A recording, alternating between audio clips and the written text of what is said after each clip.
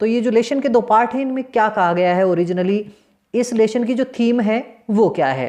तो दोनों कहानियों के बारे में हम पहले थोड़ा पढ़ लेते हैं। तो अबाउट द स्टोरी, कहानियों के बारे में। द गिटार प्लेयर, पहला जो पार्ट है इसका वो गिटार प्लेयर का है। एंड स्वयंवर, और दूसरा किसके बारे में है, स्वयंवर के बारे में।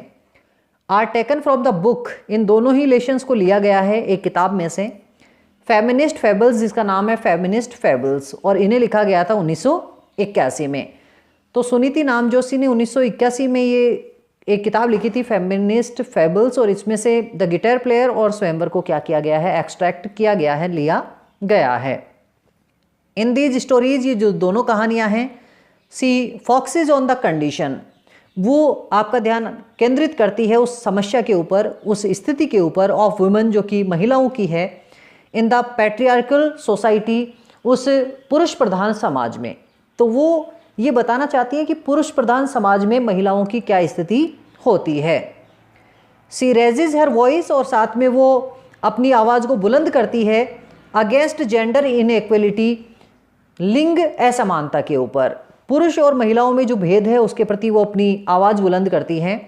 एंड स्ट्रेसेस द फैक्ट, और साथ में वो इस तथ्य पर अधिक प्रभाव देती हैं, दबाव देती हैं, that woman should have their own identity, कि महिलाओं की भी खुद की कुछ पहचान होनी चाहिए। तो महिलाओं की पहचान के संघर्ष के लिए वो इस कहानियों को क्या करती हैं, दोनों कहानियों को उन्होंने लिखा है।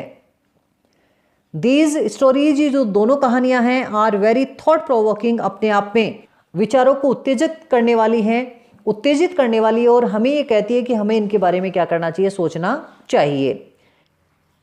And highly relevant to the contemporary Indian society, और भारतीय जो वर्तमान या फिर समकालीन जो परिस्थिति है उनके लिए ये जो कहानियां हैं वो अपने आप में बहुत ज़्यादा उपयुक्त हैं, और उन विषयों को निश्चित रूप से हमारे सामने क्या करती हैं, उठाती हैं। अब पहला पार्ट इसका है, कौन सा है, द स्टोरी, पहली जो कहानी है द गिटार प्लेयर की, डिपिक्ट्स ए गर्ल, इसमें एक ऐसी लड़की के बारे में बताया गया है हु वॉन्ट्स हर टैलेंट्स, जो अपने प्रतिभाओं को क्या करना चाहती है, अपने पास रखना चाहती है। स्किल्स, अपनी योग्यताओं को रखना चाहती है, कुशलताओं को रखना चाहती है। एंड आर्ट, और अपनी उस कला को रखना चाहती है, दैट सी पजेसेस, जो उसके पास है। टू बी ग्रेटली वैल्यूड, और वो कहती है कि मेरे पास जितनी भी मेरी प्रतिभा है, कुशलता है और कला है, उसको लोगों को क्या करना चाहिए, उसका सम्मान करना चाहिए, रिकग्नाइज्ड, और साथ में उस प्रतिभा को लोगों के द्वारा महत्व दिया जाना चाहिए, उसकी पहचान दी जानी चाहिए। एंड गिवन इम्पोर्टेंस, और लोग उसे क्या करें, उतना ही महत्व प्रदान करें। तो पहली कहानी में एक लड़की के बारे में बात होगी जो गिटार बजाती है, और उसमें बहुत सारी योग्यताएं, कौशल हैं, प्रतिभा है, और वो चाहती है कि समाज के लोग उन प्रतिभाओं को क्या करें, पहचानें और उनको महत्व दें। तो आइए फर्स्ट पार्ट शुरू करते हैं। द गिटार प्लेयर, ये आपके इस कहानी का शीर्षक है। तो कहानी में ए गर्ल, एक लड़की थी, प्लेड ऑन हर गिटार, वो अपने गिटार को बजा रही थी। एक लड़की थी जो गिटार बजा रही थी। एंड इट सो हैपेंड, और ऐसा घटित होता है, दैट समवन पासिंग बाई, कि एक व्यक्ति जो वहाँ से गुजर रहा था, लिशनड, वो उसके उस संगीत को सुन लेता है, and fail in love with her, और वो उस लड़की से बहुत अधिक प्रेम करने लग जाता है। तो एक दिन वो लड़की अपने गिटार को बजा रही थी, बहुत ही मधुर बजा रही थी। एक आदमी उसके पास से गुजर रहा था, और वो उस गिटार की आवाज़ को सुनकर उस लड़की से प्रेम करने लग जाता है। Is it my music you love, क्या मेरे संगीत से तुम प्यार करते हो, एंक्वायर्ड द गर्ल, उस लड़की ने पूछा। लड़की ने पूछा कि क्या तुम मेरे संगीत से प्रेम करते हो, और मी, या फिर मुझसे प्रेम करते हो, या फिर संगीत से तुम्हें प्रेम हो गया है। द म्यूजिक कंटिन्यूड, और उसने अपना संगीत चलाना या बजाना जारी रखा। वाटर फ्रॉम ए फाउंटेन, एक फंवारे में से पानी, रोज इनटू द एयर, हवा में ऊपर उठा, एंड फेल्ड अवे, और वापस नीचे गिर गया। तो संगीत के साथ साथ फंवारे में से पानी ऊपर उठा और साथ में वापस नीचे गिर गया। द लिसनर थॉट हार्ड, उस आदमी ने जो कि वहाँ श्रोता के रूप में था, उसने बहुत ज़्यादा सोचा। एंड फाइनली सैड, और अंततः वो क्या करता है, कहता है, क्या कहता है, आई डोंट नो, हे मोहतरमा, हे महिला, मुझे यह नहीं पता कि मैं तुम्हारी बात का क्या जवाब दूं, या मैं किससे प्रेम करता हूं। What is the right answer, चलो तुम बताओ कि तुम्हारी इस बात का क्या सही जवाब होना चाहिए। तो लड़की ने जब पूछा कि तुम मुझसे प्यार करते हो या मेरे संगीत से, तो वो आदमी को स्पष्ट जवाब नहीं दे पाया और उस लड़की से ही पूछ लेता है कि बताओ तुम्हारा इस प्रश्न का क्या जवाब है। Shan't tell you, replied the girl, उस लड़की ने कहा कि मैं भी तुम्हें क्या नहीं कर सकती, इसका जवाब नहीं दे सकती। बट दैट्स नॉट इट, लेकिन जो जवाब तुमने दिया है वो सही नहीं है। And she went on playing, और वो अपने गिटार को क्या करती रही, बजाती रही। लड़की ने कहा कि जो जवाब तुमने दिया है वो सही नहीं है, हालांकि मैं तुम्हें इसका क्या नहीं कर सकती, जवाब नहीं बता सकती। सून अनदर पासर बाई, तभी वहां से गुजरने वाला एक दूसरा राहगीर हैपन टू सी हर, उस लड़की को और देख लेता है। And also fail in love, और वह भी उससे प्रेम करने लग जाता है। तो वो व्यक्ति तो चला गया, एक दूसरा और आता है और वह भी उस लड़की से प्रेम करने लग जाता है।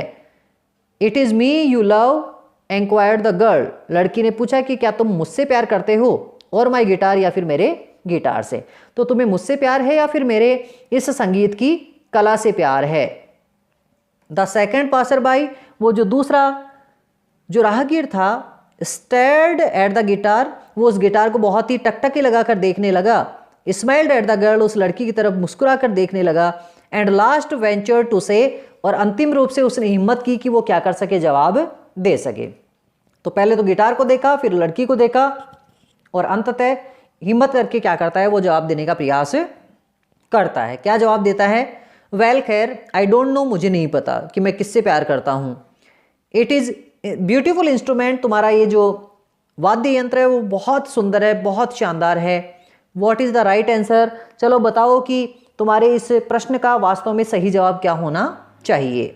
But she said, just said, लेकिन लड़की ने भी तब केवल इतना ही कहा, दैट वाजंट, कि तुम्हारा जो उत्तर है वो सही नहीं है। एंड वेंट ऑन प्लेइंग, और अपने गिटार को वो क्या करती रही, बजाती रही।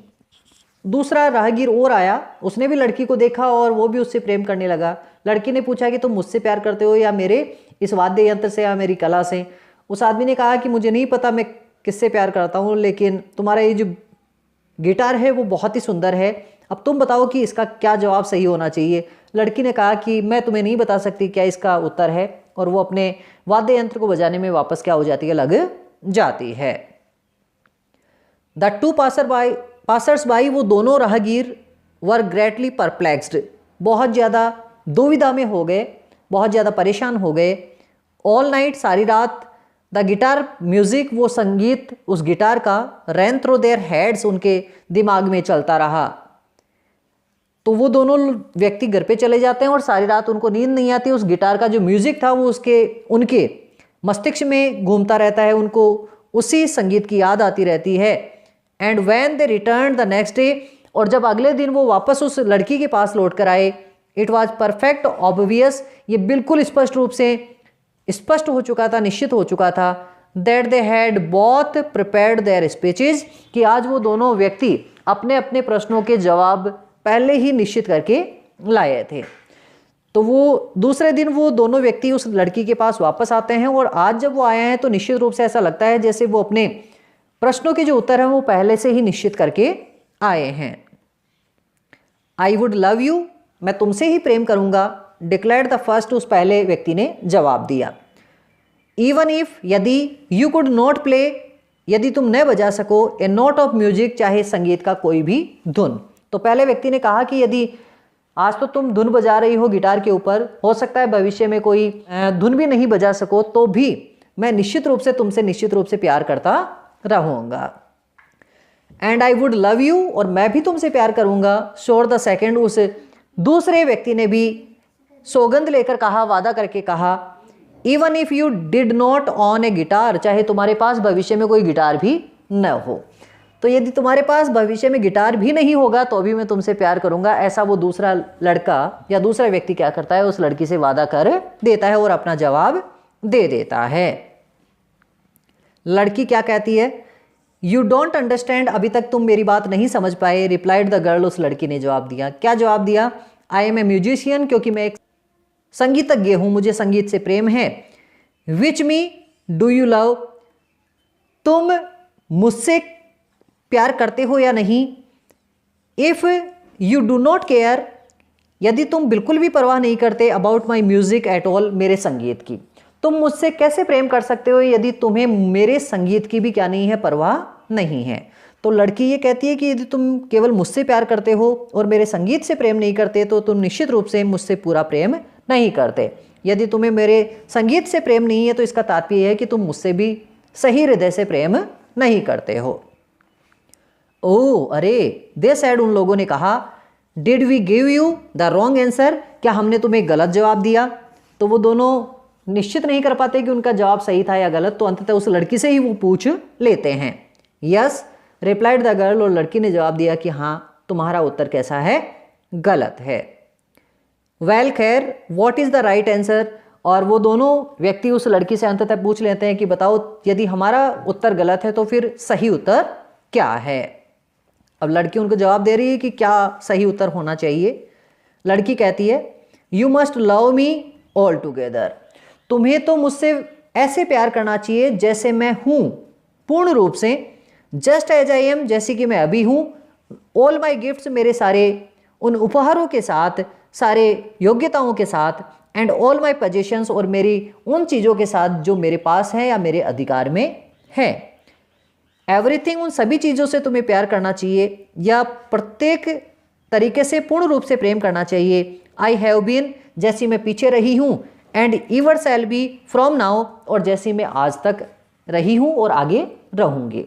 तो लड़की ने कहा कि यदि तुम मुझसे वास्तव में प्रेम करते हो तो तुम्हें मेरी सारी कौशलों से, मेरी योग्यताओं से और सारे मेरे उन अधिकारों से प्रेम करना चाहिए। जैसे संगीत का अधिकार मेरे पास है तो तुम्हें मुझे मेरे साथ साथ मेरे संगीत से भी प्रेम करना चाहिए, और साथ में तुम्हें उस समय से भी प्रेम करना चाहिए जो मैंने भूतकाल में बिता दिया है, जैसी मैं थी, और साथ में भविष्य में मैं कैसी रहूँगी उनको भी तुम्हें सम्मान के साथ देखना चाहिए। बट दैट इज़ इम्पॉसिबल, लेकिन ये सारा कुछ ऐसा करना तो अपने आप में असंभव है। दे क्राइड आउट टुगेदर, वो दोनों व्यक्ति अपने आप में साथ साथ बोल पड़े। उन दोनों ने कहा कि लेकिन ऐसा करना तो अपने आप में क्या है, असंभव है। यस एग्रीड द गर्ल, लड़की बिल्कुल सहमत होकर कहती है कि हाँ बिल्कुल ये बात सही है, ये ऐसा करना अपने आप में असंभव है। So as a sad little tune, और उसने एक दुख रूपी एक ध्वनि बजाना शुरू कर दिया। टू शूट द ओकेजन, जो उस अवसर पर क्या थी, उचित थी। उसने दुख की ध्वनि बजाना इसलिए अनुकूल समझा क्योंकि वो जो लोग उससे प्रेम करते थे वो केवल उससे प्रेम करते थे, उसकी उस गायन की या फिर वाद्य यंत्र की जो शैली थी या कौशल था, योग्यता थी, उससे प्रेम नहीं करते थे। तो इस प्रकार से ये जो लेशन है वो आपको ये कहता है कि समाज में महिलाओं को भी पुरुषों के समान निश्चित रूप से अधिकार मिलने चाहिए और उनका भी समाज में महत्व होना चाहिए। और इस प्रकार से ये आपकी जो फर्स्ट स्टोरी थी वो कंप्लीट होती है।